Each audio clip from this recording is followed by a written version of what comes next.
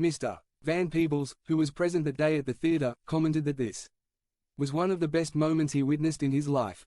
Finally, the study talks about one person who was not afraid of death and another who said that death and resurrection are a continuous process that follows.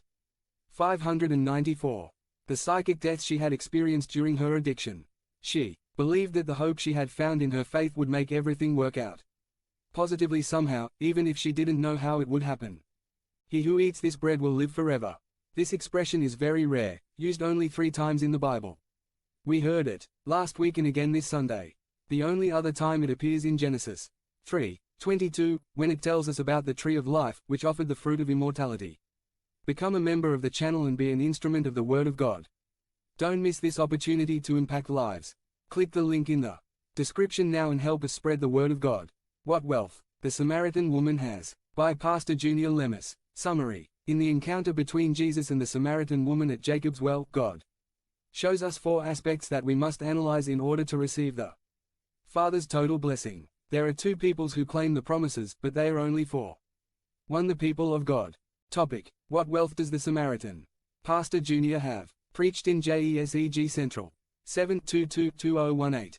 Bible quote. St. John 4:10. Jesus answered and said to him, if you knew the gift of God, and who it was that said to you, give me a drink, you would have asked him, and he would have given you living water. Introduction. The verse that we have read leaves us with many riches that we can learn to analyze with the help of God. There are many biblical approaches that I have personally learned as a minister, but today I want to take you to an angle where we can understand that the conversation that this woman has with the teacher changes her life and also yours and mine if we know how to understand.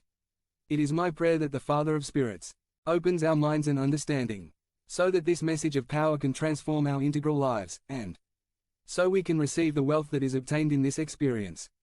We must analyze that there are 2 peoples that claim paternity and inheritance.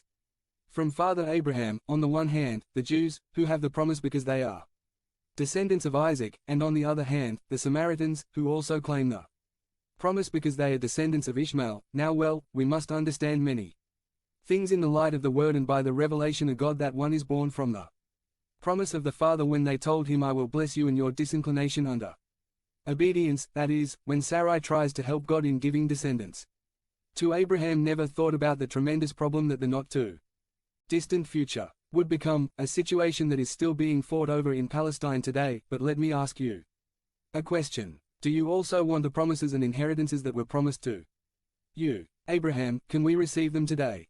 Of course the answer is yes. Let's see what happened to this woman in the encounter with Jesus at Jacob's well.